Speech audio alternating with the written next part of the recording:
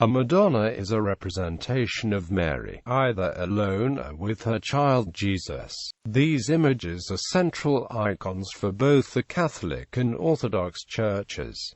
The word is from Italian Madonna, meaning My Lady. The Madonna and Child type is very prevalent in Christian iconography, divided into many traditional subtypes, especially in Eastern Orthodox iconography, often known after the location of a notable icon of the type, such as the Theotokos of Vladimir, Agiosoritissa, Blachernitissa, etc., or decriptive of the depicted posture, as in Hodegetria, Eleusa, etc. The term Madonna, in the sense of picture a statue of the Virgin Mary, enters English usage in the 17th century, primarily in reference to works of the Italian Renaissance. In an Eastern Orthodox context, such images are typically known as Theotokos. Madonna may be generally used of representations of Mary, with or without the infant Jesus, is the focus and central figure of the image, possibly flanked or surrounded by angels or saints. Other types of Marian imagery have a narrative context, depicting scenes from the life of the Virgin, e.g., the Annunciation to Mary, are not typically called Madonna. The earliest depictions of Mary date still to early Christianity, found in the catacombs of Rome. These are in a narrative context. The classical Madonna or Theotokos imagery develops from the 5th century, as Marian devotion rose to great importance after the Council of Ephesus formally affirmed her status as Mother of God of Theotokos in 431. The Theotokos iconography as it developed in the 6th to 8th century rose to great importance in the High Medieval period, both in the Eastern Orthodox and in the Latin spheres. According to a tradition recorded in the 8th century, Marian iconography goes back to a portrait drawn from life by Luke the Evangelist, with a number of icons claimed to either represent this original icon or to be a direct copy of it. In the Western tradition, depictions of the Madonna were greatly diversified by Renaissance masters such as Duccio, Leonardo da Vinci, Michelangelo, Raphael, Giovanni Bellini, Caravaggio and Rubens, while Eastern Orthodox iconography adheres more closely to the inherited traditional types. Terminology. Liturgy depicting Mary as powerful intercessor was brought from Greek into Latin tradition in the 8th century. The Greek title of Delta Epsilon Sigma Pi Omicron Iota Nu Alpha was adopted as Latin Domina, Lady. The medieval Italian Madonna pronounced reflects Mea Domina, while Nostra Domina was adopted in French as Nostra Dame, Our Lady. These names signal both the increased importance of the cult of the Virgin and the prominence of art in service to Marian devotion during the late medieval period. During the 13th century, especially with the increasing influence of chivalry and aristocratic culture on poetry, song and the visual arts, the Madonna is represented as the Queen of Heaven, often enthroned. Madonna was meant more to remind people of the theological concept which is placing such a high value on purity or virginity. This is also represented by the color of her clothing.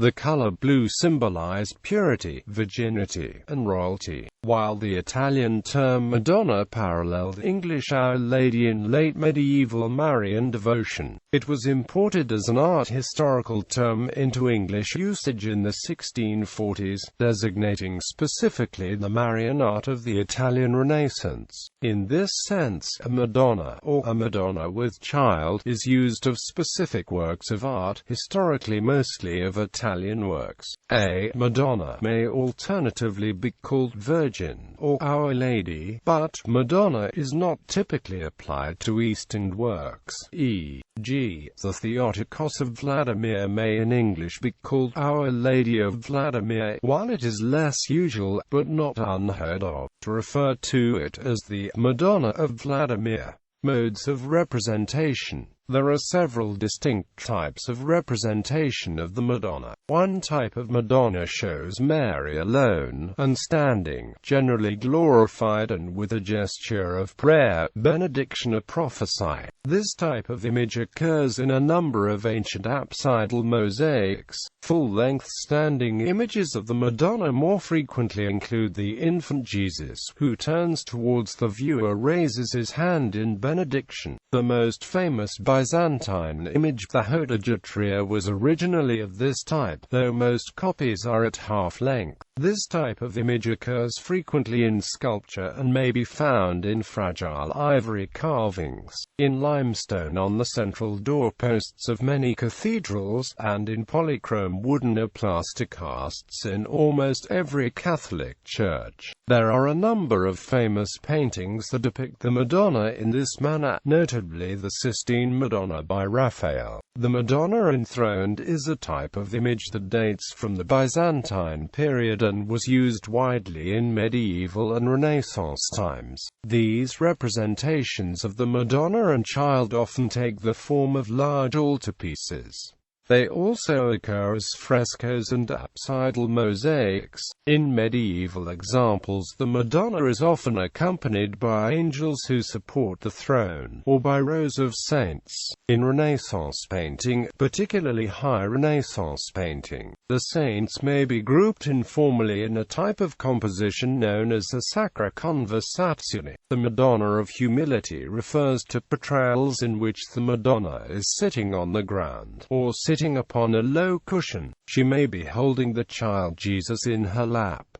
This style was a product of Franciscan piety, and perhaps due to Simone Martini. It spread quickly through Italy, and by 1375 examples began to appear in Spain, France and Germany. It was the most popular among the styles of the early Trecento artistic period. Half-length Madonnas of the form most frequently taken by painted icons of the Eastern Orthodox Church, where the subject matter is highly formulated so that each painting expresses one particular attribute of the Mother of God. Half-length paintings of the Madonna and Child are also common in Italian Renaissance painting, particularly in Venice. The seated Madonna and Child is a style of image that became particularly popular during the 15th century in Florence and was imitated elsewhere. These representations are usually of a small size suitable for a small altar or domestic use. They usually show Mary holding the infant Jesus in an informal and maternal manner. These paintings often include symbolic reference to the Passion of Christ. The adoring Madonna is a type popular during the Renaissance. These images, usually small and intended for personal devotion, show Mary kneeling in adoration of the Christ child. Many such images were produced in glazed terracotta as well as paint. The nursing Madonna refers to portrayals of the Madonna breastfeeding the infant Jesus. History. The earliest representation of the Madonna and Child may be the wall painting in the Catacomb of Priscilla, Rome, in which the seated Madonna suckles the child, who turns his head to gaze at the spectator. The earliest consistent representations of Mother and Child were developed in the Eastern Empire, where despite an iconoclastic strain in culture that rejected physical representations as idols, respect for venerated images was expressed in the repetition of a narrow range of highly conventionalized types. The repeated images familiar as icons. On a visit to Constantinople in 536, Pope Agapetius was accused of being opposed to the veneration of the Theotokos and to the portrayal of her image in churches. Eastern examples show the Madonna enthroned, even wearing the closed Byzantine pearl-encrusted crown with pendants, with the Christ child on her lap. In the West, hieratic Byzantine models were closely followed in the early Middle Ages, but with the increased importance of the cult of the Virgin in the 12th and 13th centuries, a wide variety of types developed to satisfy a flood of more intensely personal forms of piety. In the usual Gothic and Renaissance formulas, the Virgin Mary sits with the infant Jesus on her lap or enfolded in her arms. In earlier representations, the Virgin is enthroned, and the child may be fully aware, raising his hand to offer blessing. In a 15th-century Italian variation, a baby John the Baptist looks on. Late Gothic sculptures of the Virgin and Child may show a standing Virgin with the child in her arms. Iconography varies between public images and private images supplied on a smaller scale and meant for personal devotion in the chamber. The Virgin suckling the child is an image largely confined to private devotional icons. Early images. There was a great expansion of the cult of Mary after the Council of Ephesus in 431, when her status as Theotokos was confirmed. This had been a subject of some controversy until then, though mainly for reasons to do with arguments over the nature of Christ. In mosaics in Santa Maria Maggiore in Rome, dating from 432 to 40, just after the council, she is not yet shown with a halo, and she is also not shown in nativity scenes at this date, though she is included in the Adoration of the Magi. By the next century, the iconic depiction of the Virgin enthroned carrying the infant Christ was established, as in the example from the only group of icons surviving from this period at St. Catherine's Monastery in Egypt. This type of depiction, with subtly changing differences of emphasis, has remained the mainstay of depictions of Mary to the present day. The image at Mount Sinai succeeds in combining two aspects of Mary described in the Magnificat, her humility and her exaltation above other humans, and has the hand of God above, up to which the archangels look. An early icon of the Virgin as Queen is in the Church of Santa Maria in Trastevere in Rome, datable to 705 to 707 by the kneeling figure of Pope John VII, a notable promoter of the cult of the Virgin, to whom the infant Christ reaches his hand. This type was long confined to Rome. The roughly half-dozen varied icons of the Virgin and Child in Rome from the 6th–8th century formed the majority of the representations surviving. For this period, isolated images of the Madonna and Child are so common to the present day in Catholic and Orthodox tradition, that it is difficult to recover a sense of the novelty of such images in the early Middle Ages, at least in Western Europe. At this period, the iconography of the Nativity was taking the form, centered on Mary, that it has retained up to the present day in Eastern Orthodoxy, and on which Western depictions remained based until the High Middle Ages. Other narrative scenes for Byzantine cycles on the life of the Virgin were being evolved, relying on apocryphal sources to fill in her life before the Annunciation to Mary. By this time, the political and economic collapse of the Western Roman Empire meant that the Western Latin Church was unable to compete in the development of such sophisticated iconography, and relied heavily on Byzantine developments. The earliest surviving image in a Western illuminated manuscript of the Madonna and Child comes from the Book of Kells of about 800 and, though magnificently decorated in the style of insular art, the drawing of the figures can only be described as rather crude compared to Byzantine work of the period. This was in fact an unusual inclusion in a gospel book, and images of the Virgin were slow to appear in large numbers in manuscript art until the Book of Hours was devised in the 13th century. The Madonna of Humility by Domenico di Bartolo, 1433, is considered one of the most innovative devotional images from the early Renaissance.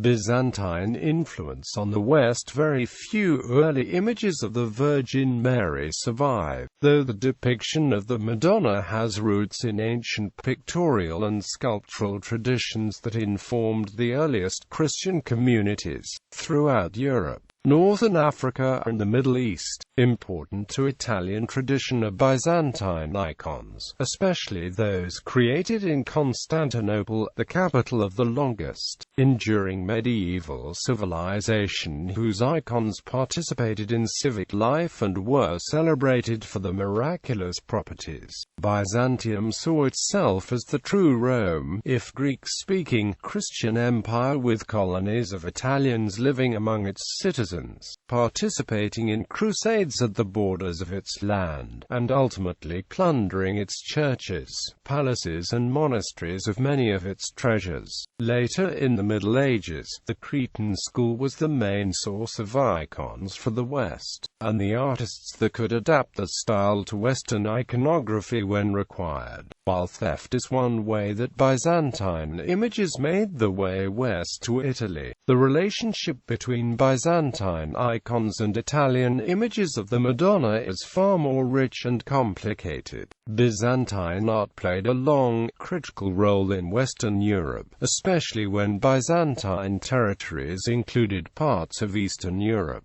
Greece and much of Italy itself. Byzantine manuscripts, ivories, gold, silver and luxurious textiles were distributed throughout the West. In Byzantium, Mary's usual title was the Theotokos, or Mother of God, rather than the Virgin Mary, and it was believed that salvation was delivered to the faithful at the moment of God's incarnation. That theological concept takes pictorial form in the image of Mary holding her infant son. However, what is most relevant to the Byzantine heritage of the Madonna is twofold. First, the earliest surviving independent images of the Virgin Mary are found in Rome, the center of Christianity in the medieval West. One is a valued possession of Santa Maria in Trastevere, one of the many Roman churches dedicated to the Virgin Mary. Another, a splintered, repainted ghost of its former self, is venerated at the Pantheon, that great architectural wonder of the ancient Roman Empire, that was rededicated to Mary as an expression of the Church's triumph. Both evoke Byzantine tradition in terms of the medium, that is, the technique and materials of the paintings, in that they were originally painted in tempera on wooden panels. In this respect, they share the ancient Roman heritage of Byzantine icons. Second, they share iconography, or subject matter. Each image stresses the maternal role that Mary plays, representing her in relationship to her infant son. It is difficult to gauge the dates of the cluster of these earlier images. However, they seem to be primarily works of the 7th and 8th centuries. Later medieval period, it was not until the revival of monumental panel painting in Italy during the 12th and 13th centuries that the image of the Madonna gains prominence outside of Rome, especially throughout Tuscany. While members of the mendicant orders of the Franciscan and Dominican orders are some of the first to commission panels representing this subject matter, such works quickly became popular in monasteries, parish churches, and homes. Some images of the Madonna were paid for by lay organizations called confraternities, who met to sing praises of the Virgin in chapels found within the newly reconstructed, spacious churches that were sometimes dedicated to her. Paying for such a work might also be seen as a form of devotion. Its expense registers in the use of thin sheets of real gold leaf in all parts of the panel that are not covered with paint, a visual analog not only to the costly sheaths that medieval goldsmiths used to decorate altars, but also a means of surrounding the image of the Madonna with illumination from oil lamps and candles. Even more precious is the bright blue mantle colored with lapis lazuli, a stone imported from Afghanistan. This is the case of one of the most famous, innovative and monumental works that Duccio executed for the Laudaci at Santa Maria Novella in Florence. Often the scale of the work indicates a great deal about its original function. Often referred to as the Rusalio Madonna, the panel painting towers over the spectator, offering a visual focus for members of the Laudaci confraternity to gather before it as they sang praises to the image. Duccio made an even grander image of the Madonna enthroned for the high altar of the Cathedral of Siena, his hometown, known as the Maester. The image represents the pair as the center of a densely populated court in the central part of a complexly carpentered work that lifts the court upon a predella of narrative scenes and standing figures of prophets and saints. In turn, a modestly scaled image of the Madonna as a half-length figure holding her son in a memorably intimate depiction is to be found in the National Gallery of London. This is clearly made for the private devotion of a Christian wealthy enough to hire one of the most important Italian artists of his day. The privileged donor need not go to church to say his prayers or plead for salvation. All he or she had to do was open the shutters of the tabernacle in an act of private revelation. Duccio and his contemporaries inherited early pictorial conventions that were maintained, in part, to tie their own works to the authority of tradition. Despite all of the innovations of painters of the Madonna during the 13th and 14th centuries, Mary can usually be recognized by virtue of her attire. Customarily, when she is represented as a youthful mother of her newborn child, she wears a deeply saturated blue mantle over a red garment. This mantle typically covers her head, where sometimes one might see a linen, or later, transparent silk veil. She holds the Christ child, or baby Jesus, who shares her halo as well as her regal bearing. Often her gaze is directed out at the viewer, serving as an intercessor, or conduit for prayers that flow from the Christian to her, and only then, to her son. However, late medieval Italian artists also followed the trends of Byzantine icon painting, developing their own methods of depicting the Madonna. Sometimes, the Madonna's complex bond with her tiny child takes the form of a close, intimate moment of tenderness steeped in sorrow where she only has eyes for him. While the focus of this entry currently stresses the depiction of the Madonna in panel painting, it should be noted that her image also appears in mural decoration, whether mosaics or fresco painting on the exteriors and interior of sacred buildings.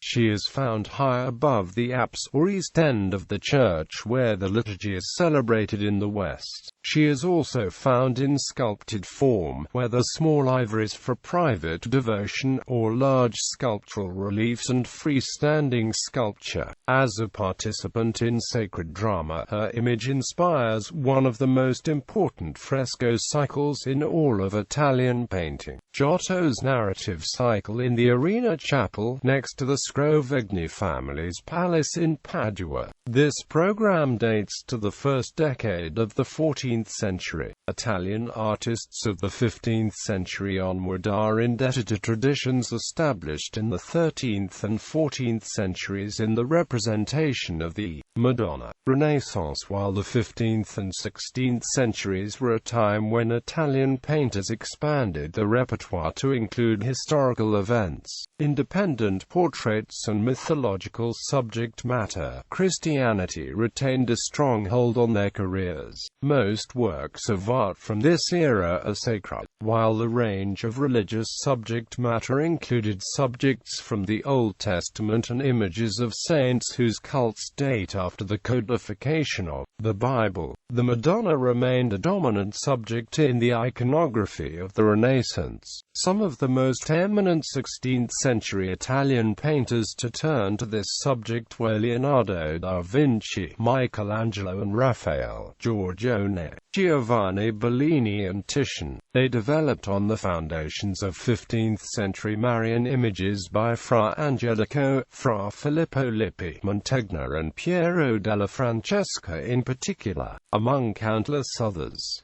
The subject was equally popular in early Netherlandish painting and that of the rest of Northern Europe. The subject retaining the greatest power on all of these men remained the maternal bond, even though other subjects, especially the Annunciation, and later the Immaculate Conception, led to a greater number of paintings that represented Mary alone, without her son. As a commemorative image, the Pietà became an important subject, newly freed from its former role in narrative cycles, in part, an outgrowth of popular devotional statues in Northern Europe. Traditionally, Mary is depicted expressing compassion, grief and love, usually in highly charged, emotional works of art, even though the most famous, early work by Michelangelo stifles signs of mourning. The tenderness an ordinary mother might feel towards her beloved child is captured, evoking the moment when she first held her infant son Christ. The spectator, after all, is meant to sympathize, to share in the despair of the mother who holds the body of her crucified son. Modern images in some European countries, such as Germany, Italy and Poland, sculptures of the Madonna are found on the outside of city houses and buildings, or along the roads in small enclosures. In Germany, such a statue placed on the outside of a building is called a house Madonna. Some date back to the Middle Ages, while some are still being made today, usually found on the level of the second floor or higher, and often on the corner of a house. Such sculptures were found in great numbers in many cities. Mainz, for instance, was supposed to have had more than 200 of them before World War II.